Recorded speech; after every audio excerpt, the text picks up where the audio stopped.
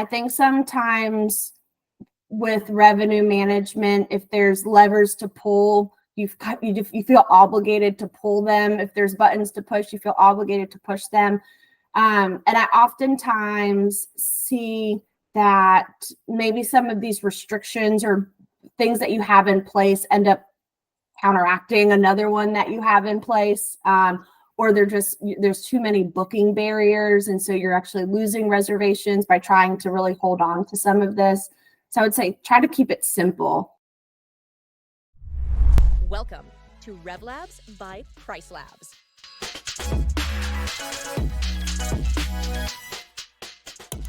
Hey everyone, welcome to another episode of the RevLabs podcast, the podcast made by PriceLabs. Today, once again, we are welcoming one of the solutions consultants at PriceLabs, and I'm with Kerry. And Kerry is going to tell us about her background, what makes her tick, and give you also some tips about revenue management when it comes to large portfolios. Without further ado, let's welcome Kerry. How are you, Kerry? I am very well, thank you. Thanks for having me. I'm excited. Yeah, good to have you. And where are you at the moment? So I am located in Savannah, Georgia. I'm originally from New Jersey, though, so I have to give a little shout out to my New Jersey folk. But I live in Savannah, and I've been here for about 13 years now. Oh, wow. Okay. And then what made you move to Savannah? So my now fiance was going to pharmacy school, and school is located here in Savannah. And when he graduated, I had a job in property management that I was very happy with. He was able to get a job, and we really just kind of fell in love with the area. The weather is much nicer. We don't have to like shovel our car out of the driveway or anything like that in the winter. So we stayed and we love it. So I just heard property management. So can you tell us maybe a bit more about your professional background? So when I first moved to Savannah, I actually applied for a marketing position that I was not qualified for in the slightest. And I interviewed for that. I think the hiring manager very early on figured out that I probably didn't have the experience that she was looking for. But we kind of developed a really great rapport, and she ended up offering me a different position in the company, which was on their reservations team. Oh. And so that's kind of how I got my foot in the door in the short-term rental industry. I was a reservationist, and then I kind of continued to grow with the company, learned all the different aspects. One funny thing, because it was so long ago that I started, I like to tell people, like, when I was first answering calls, the breakdown between reservations online and over the phone was actually an 80-20 split, with 80% coming in over the phone and 20% online, because vacation rentals weren't as popular as they are now. So people weren't very confident, just typing in their credit card. So a lot of my calls were people calling in and saying, well, like, how does this work? How does vacation rental, like, what am I getting into? And so it's just so funny because now it's so common. Everyone stayed in a vacation rental. And so just how the industry has grown is very exciting, and what's kind of kept me in this industry for so long.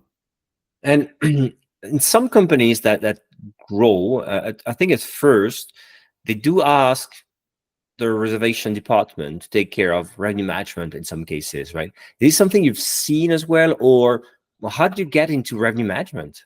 Yeah. So when I started in reservations, we were a smaller company, and obviously, yes, we did continue to grow. Eventually, I became the sales manager, and I was over the sales department and also guest services. I eventually moved over to the operations department and then became their general manager. But the company I worked for was really great. We involved everyone in the conversations, which I think is, if people aren't doing that, I think you're losing a little bit of opportunity there, because every single person, especially the people that are, talking to your guests, they have a lot of insight that, maybe Mm. your revenue manager is not aware of, that can be really helpful. So I was lucky there. It was very collaborative. Mm. And it's an interesting point. I was interviewing a property manager a couple of months back, and we're talking about how would you know about local events? And she was like, talk to your cleaning team, talk to your cleaners, because they know what's happening in the area. And they may have information you don't know about, because sometimes it's an event that's going to happen in your area and you're just not in that circle. Maybe some kind of sports you don't know anything about, concert, don't know anything about. Talk to your team. I really like that. Indeed, talking to people across the company is interesting. And so how about revenue management? So how did you so was revenue management something like everybody was a bit doing, or how did you start specializing in revenue management? So I technically was never our revenue manager. We did have someone that did that for us. But in the most recent years with my company, I was the general manager, and coming off of that was kind of right after like COVID, and everyone was coming off that little COVID high where our prices were high, our calendars were full.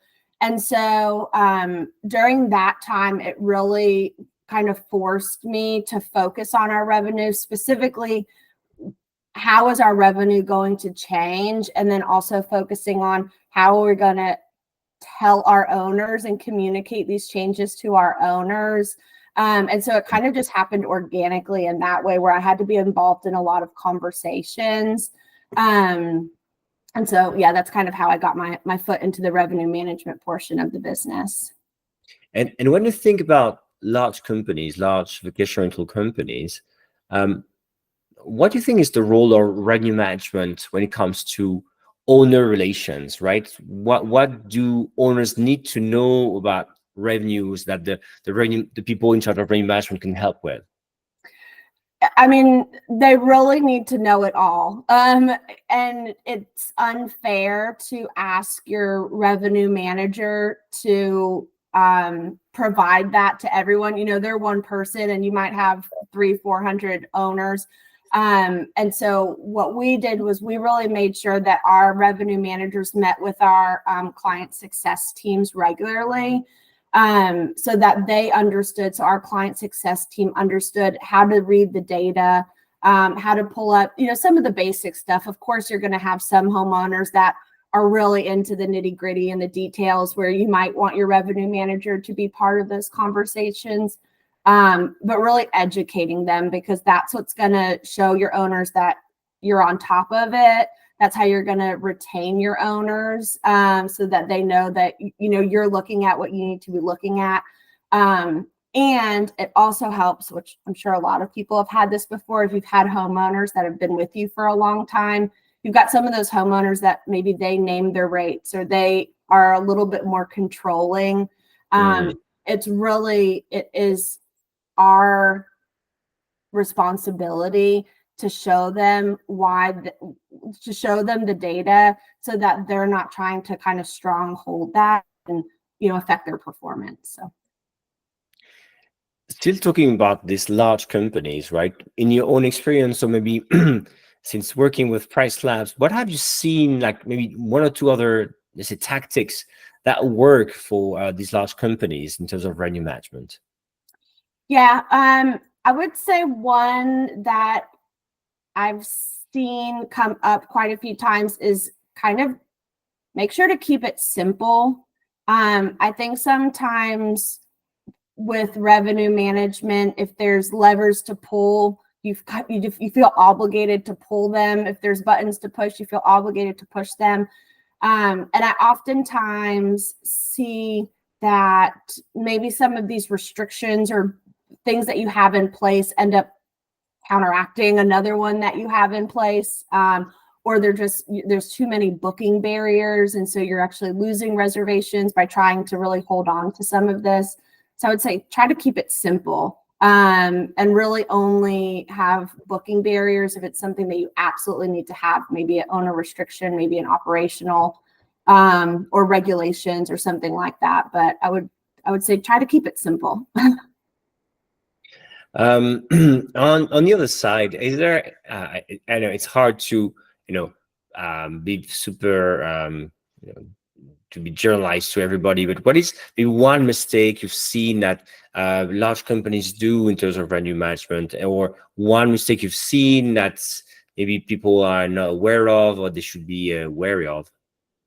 I would say know your competition. There's a lot of rentals out there now. Most markets are really saturated, and so know your competition. That doesn't mean whatever their rates are, match them or bring them below, but know what they're doing, so that you have kind of your finger on the pulse for your market. One of the things that I really love about PriceLabs and that I get really excited to show customers is the competitor calendar and the neighborhood data. And I mean, just that, and just being able to kind of look and see, okay, this is what their rate is, this is what their minimum stay is, this is what's going on around me, can really help you make some kind of insightful changes to your listing.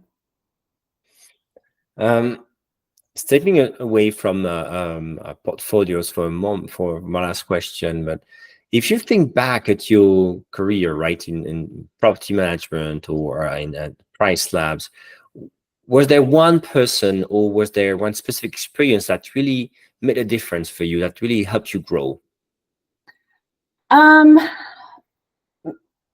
Yes, not just one in particular person. I was very lucky. The company that I was with was owned by two sisters, and they assembled, just in my opinion, the smartest group of people that I got to work side by side with. I got to learn from, I got to learn with. And so I think just this group of people, I mean, even I'm no longer with that company, obviously, but I have ongoing relationships with them, friendships, professionally. So I would say that was a major factor in my growth. Another one is also since I did kind of wear so many hats within the company, in times I was in charge of kind of being an advocate for the guest. Other times I was, on the owner side, so I was an advocate for the owner. Of course, I'm part of the business. I want the business to succeed, so I'm an advocate for the business.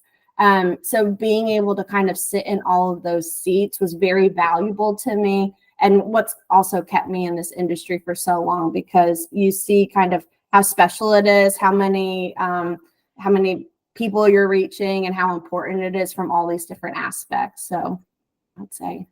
Yeah, and I can imagine people listening, watching can relate to that, right? It's such a great industry. You meet great people, and even if you change companies, you kind of stay in touch, and that's because we're all about hospitality relationships. We all know it's great. I think a lot of people can relate to that. And also something else you said, when you stay in the industry for some time, you start wearing different hats and you see different angles.